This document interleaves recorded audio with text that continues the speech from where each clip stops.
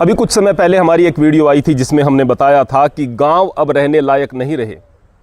गांव वास्तव में आज भी प्राकृतिक दृष्टि से देखें तो स्वर्ग हैं, लेकिन लोगों की सोच ने वहां पर माहौल को खराब कर दिया है। समाज खराब हो चुका है। तो इस पर कुछ लोगों ने पूछा कि गुरुजी, क्या शहर के अंदर समस्याएं नहीं हैं? वो लोग जो कि गाँव में परेशान हो चुके थे गाँव के जीवन से, और गाँव में लोग बाग उन्हें परेशान करते थे, उनके रास्ते में रोड़े अटकाते थे, उन्हें लड़ने पर मजबूर करते थे, वो लोग उनके जैसा बनने की बजाय गांव छोड़कर शहर चले गए। क्या उन्होंने अच्छा किया? जी हाँ, तरक्की के हिसाब से बहुत अच्छा किया। उन्होंने अपनी सुरक्षा के हिसाब से भी अच्छा किया। हो सकता है कि वो वहां पर कुछ मसलों में फंसे रहते, जिंदगी बर्बाद हो जाती। लेकिन एक खतरा मोल ले लिया है, वो है शहर का नंगापन, शहर की खराब संस्कृति, जो अभी आपको दिखाई नहीं देगी, लेकिन जैसे ही आपके बच्चे बड़े होंगे, वो जवान होंगे, उस वक्त इस जहर के नुकसान आपको दिखाई देंगे जिसने शहर के समाज को निगल लिया है। गांव में समस्या दूसरों के कारण आती हैं। प्रतिभाशाली भी हैं, आप योग्य भी हैं, आप बेहतरीन भी हैं, आप अच्छे भी हैं, उसके बाद भी लोग आपको जीने नहीं देते। लेकिन शहर में वो समस्या आप लोग खुद खरीदते हो। शहर में समस्या आपकी वजह से आती है। वो कैसे? आप देखेंगे, किसी बड़े पार्क में चले जाइएगा, किसी बड़े शहर में। हम भी घूमने के लिए जब भी शहर में जाते हैं तो देखते हैं कि सुबह शाम यदि पार्कों में जाते हैं, लड़का लड़की एक दूसरे की गोद में लेटे हुए हैं। अभी इधर बराबर में घर है, इधर बराबर में पार्क है, उस घर की बालकनी से सब कुछ दिख रहा है। लोग बाग देख रहे हैं किस तरह से बच्चे आकर के आपस में अश्लील हरकतें कर रहे हैं, लेकिन वो रोकते नहीं हैं। उन्हें क्या मतलब, हमारे बच्चे थोड़ी हैं।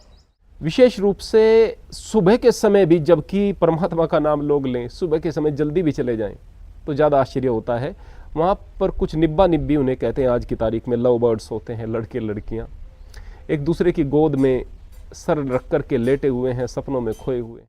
कमाल की बात यह है कि उनके दिमाग में यह ख्याल नहीं आता कि ये आपके बच्चे नहीं, लेकिन आपके घर में भी बेटियां हैं, आपके घर में भी बेटे हैं। अगर वह बाहर जाकर के ऐसी हरकतें इस उम्र में जाकर के विशेष रूप से करेंगे तो फिर कैसा होगा आपका भविष्य और आपके बच्चों का भविष्य? कायदे में तो आदमी को संयम रखना ही रखना चाहिए, हर उम्र में संयम रखना चाहिए। लेकिन हो तो ऐसा रहा है कि 13-14 साल की लड़कियां हैं, 40 साल का पुरुष है, उसे गोद में लिए लेटा हुआ है और कई प्रकार की गंदी हरकतें कर रहा है। ऐसा भी हो रहा है कि लड़का और लड़की दोनों नाबालिग हैं, लेकिन समाज इन्हें रोक नहीं रहा है। रोकना तो अलग बात है। ऐसा भी हो रहा है कि आज की तारीख में जो लोग विशेष रूप से गांव से शहर में जाने वाले लोग भी कई बार ऐसे हो जाते हैं। वो कहते रहे, ये गांव वाले लोग दकियानुसी विचारों के होते हैं, हमारे बच्चे तो स्वतंत्र रहेंगे। अरे बेटी, तुम अभी बालिग हो रही हो, कोई बात नहीं, अपना ख्याल रखना, कोई बात नहीं, तुम पार्टी कर सकती हो, लेट नाइट पार्टी कर सकती हो। अब वो लेट नाइट पार्टी कर रही है, पिकनिक कर रही है, किनके साथ में? लड़कों के साथ में, बॉयफ्रेंड्स के साथ में। बॉयफ्रेंड है, अरे ये तो कल्चर है, आज के ज़माने का कल्चर है। लड़की जवान होगी, लड़का जवान होगा तो उनके बॉयफ्रेंड और गर्लफ्रेंड नहीं होंगे, तो फिर क्या हमारी उम्र में मौज मस्ती कोई करेगा? ये मौज मस्ती ज़िंदगी है क्या भाई? इसलिए इंसान बनाया है क्या आपको परमात्मा ने?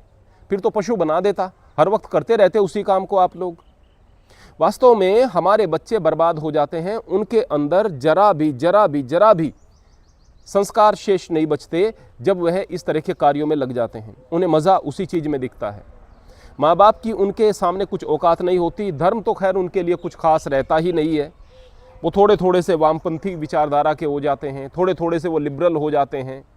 ईश्वर में उनकी कोई खास आस्था शेष नहीं बचती, क्योंकि वो पढ़े लिखे हैं। पढ़े लिखे लोग, अरे तो दकियानुसी रूढ़िवादी लोग जो हैं वो मानते हैं ईश्वर को। ये जो समस्याएं आती हैं, ये समस्याएं किसने पैदा की? ये आपके ख्यालात ने पैदा की। आज भी गांव से जो लोग शहर गए, जिन्होंने तरक्की की, जो आगे बढ़े, और जिन्हें इस बात का ख्याल है कि गांव की जो हमारी संस्कृति थी उससे हमें जुड़ करके रहना है, और गांव की जिस बुराई से बच करके हम यहाँ पर आए हैं, उस अच्छाई को तलाश करते हुए आए हैं, उस अच्छाई का फ़ायदा लेकर के आगे बढ़ना है, तो निश्चित रूप से वो संस्कार बना करके रखते हैं। वो अपने बच्चों को पूजा पाठ में लगाते हैं, खुद पूजा पाठ करते हैं, वो खुद व्यसनों में नहीं पड़ते। वो खुद अपना उदाहरण बच्चों के सामने ऐसा बना करके रखते हैं कि देखो भाई, ज़िंदगी ऐसे जी जाती है। बच्चों का पल पल ध्यान रखते हैं, उनके फ़ोन का ध्यान रखते हैं। उन्हें बाकायदा ये कहते हैं कि देखो भाई, अपने चैट हिस्ट्री जो है वह डिलीट नहीं करनी है। आपको अपने गूगल पर कोई हिस्ट्री डिलीट नहीं करनी है, डिसेबल नहीं करनी है। हर चीज़ को आप चेक करेंगे, बच्चे क्या कर रहे हैं, कहाँ आ रहे हैं, कहाँ जा रहे हैं, बड़े प्यार से उनके साथ में वक्त बिताएंगे। अक्सर वो बच्चे, अक्सर जिनके माँ बाप के साथ संबंध थोड़े कटु हो जाते हैं, जिनकी अपने बाप के साथ विशेष रूप से नहीं बनती, ऐसी लड़कियां या ऐसे लड़के निश्चित रूप से कहीं ना कहीं गलत आदतों में और गंदी आदतों में पड़ जाते हैं। जिन घरों में आपसी क्लेश रहता है, जहां माँ बाप चरित्रवान नहीं है, वहां पर वो बच्चे निश्चित रूप से गलत आदतों में पड़ जाते हैं और ये गलत आदतें कहीं का भी नहीं छोड़ती। और फिर कहेंगे कि शहर में क्राइम बढ़ रहा है। प्रियजनों, शहर में इतनी ईर्ष्या नहीं है लोगों को एक दूसरे से, लेकिन ये क्राइम जो है ना, ज़्यादातर यह इन्हीं चीज़ों की वजह से बढ़ रहे हैं, नशे की वजह से, इस गंदगी की वजह से ये बलात्कार बढ़ रहे हैं, लोग क्रिमिनल बन रहे हैं। बच्चियां हैं वो हॉस्टल में पढ़ने के लिए जाती हैं, स्कूल में, कॉलेजेस में, वो नशे की आदतों में पड़ जाती हैं। फिर घर से उतना पैसा नहीं मिलता, जिस्म बेचने लगती हैं। अच्छे घरों की लड़कियां भी जिस्म बेचने लगती हैं। फिर ऐसे लड़कों के संपर्क में आने लगती हैं जो कि घटिया किस्म के लड़के हैं, क्रिमिनल हैं।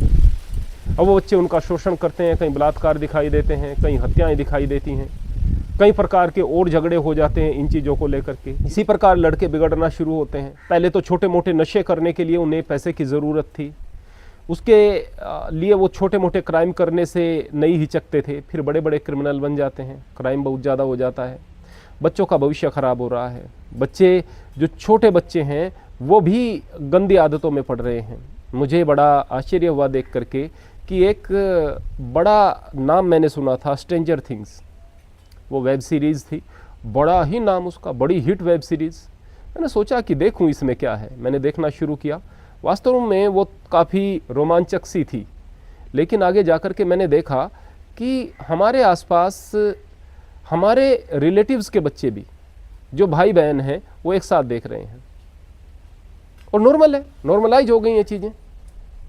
भाई बहन एक साथ बैठकर अगर उन चीज़ों को देख सकते हैं, और यह भी दिखाया गया है कि छोटे छोटे से बच्चे उनकी गर्लफ्रेंड होती हैं, छोटे छोटे से बच्चे उनके बॉयफ्रेंड होते हैं, एक दूसरे को वो लिप लॉक करते हैं। यानी अब बच्चों में भी ये चीज़ें नॉर्मलाइज होने लगेंगी। अरे कर सकते हैं, बच्चे भी कर सकते हैं, जिनकी उम्र 12-13 साल हो वो भी कर सकते हैं। तो ये चीज़ें नॉर्मलाइज हो रही हैं ना। बच्चों के कोमल मन पर क्या प्रभाव पड़ रहा है। और वो बच्चे जिन्हें हम समझ रहे हैं बड़े इनोसेंट हैं, माँ बाप को पता नहीं कि ये क्या चीज़ें भाई बहन भी एक साथ बैठ करके देख रहे हैं। ये संस्कृति कहाँ जा रही है? क्या ये विकास है या विनाश है? निश्चित रूप से ये विनाश है। आप बच्चों पर हर वक्त पैरा बैठाकर नहीं रख सकते हैं, जितना हो प्रयास करें। हर वक्त आप उन पर बेड़ियां नहीं लगा कर रख सकते हैं, क्योंकि इंसान है, वो बेड़ियों में नहीं रहेगा, वो हथकड़ी में नहीं रहेगा। तो फिर जब वो घर से बाहर हैं, जब वो आपसे दूर हैं, तो फिर उन पर नियंत्रण कैसे रहेगा? नियंत्रण के लिए जरूरी है धर्म, संस्कार और मर्यादा। अगर धर्म, संस्कार और मर्यादा की बेड़ियां उनके पैरों में डली हुई होंगी, यदि वह उस रस्सी से बंधे हुए होंगे जो संस्कार रूपी रस्सी होगी, तो फिर वह पतंग रूपी आपके बच्चे आसमान में ऊंचाइयों को छुएंगे। यदि वो डोर कट जाए जो परिवार की है, मर्यादा की है, धर्म की है और संस्कार की है, तो डोर कटते ही वो पतंग नीचे आकर गिर जाएगा। भले ही पतंग को लग रहा है कि वो डोर उसे पीछे खींच रही है, लेकिन उस डोर की वजह से ही वह पतंग ऊंचा जा रहा होता है। डोर कटते ही जमीन पर आकर के गिरेगा। यह डोर वास्तव में कट रही है शहरों में जाकर के। बच्चे बर्बाद हो रहे हैं और लोगों का बुढ़ापा खराब हो रहा है। अब ये बच्चे, जब इनकी शादी होगी, यही मौज मस्ती की इन्हें आदत बनी हुई है, अपने परिवार में जैसे कैसे निबाह करेंगे। पत्नी के साथ भी अच्छे से नहीं बनेगी, लेकिन फिर भी पत्नी के साथ बन रही है। जो बूढ़े हैं उनका स्थान खराब हो जाता है, कहीं पर स्थान उनका नहीं रहता। वो रिटायर होकर के घर आ जाते हैं, बहुत ज़्यादा घूमने का बाहर कुछ मन नहीं रहता, कुछ काम उनके पास नहीं रहता। बूढ़े ऐसे असहाय से पड़े रहते हैं कहीं कोने में। शहरों में अक्सर देखता हूँ, विशेष रूप से मध्यम वर्गीय परिवारों में, कि उनकी कोई खास वैल्यू नहीं होती। बहुत बड़े आदमी है, रईस आदमी है, उनकी बात अलग है, लेकिन मध्यम वर्गीय परिवारों में, गरीब लोगों में मैं देखता हूँ कई बार कि बूढ़ों की हालत ख़राब हो गई है।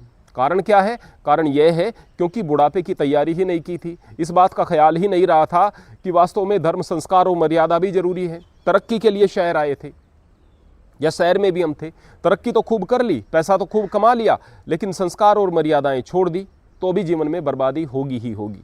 प्रियजनों, अगर जिंदगी में आगे बढ़ने के बारे में सोचा जाए तो शहर अवसर देता है। अगर आप अकेले रहकर तरक्की करना चाहते हैं तो वहाँ पर बाधाएं कम हैं, लेकिन ये जो गंदगी साथ में मिल जाती है, यह तो उससे भी ज़्यादा भयानक हो गई ना। तो यदि इस गंदगी से कोई व्यक्ति बच कर के रहेगा तो वो शहर में रहकर निश्चित रूप से तरक्की कर सकेगा। गांव से शहर गए एक अच्छे भविष्य की तलाश में, और जाकर के गंदगी में फंस गए बच्चे तो कहीं के नहीं रहे। गांव से शहर गए तरक्की की तलाश में, लेकिन संस्कारों को भी बना करके रखा, बच्चे कल्चर से जुड़े रहे।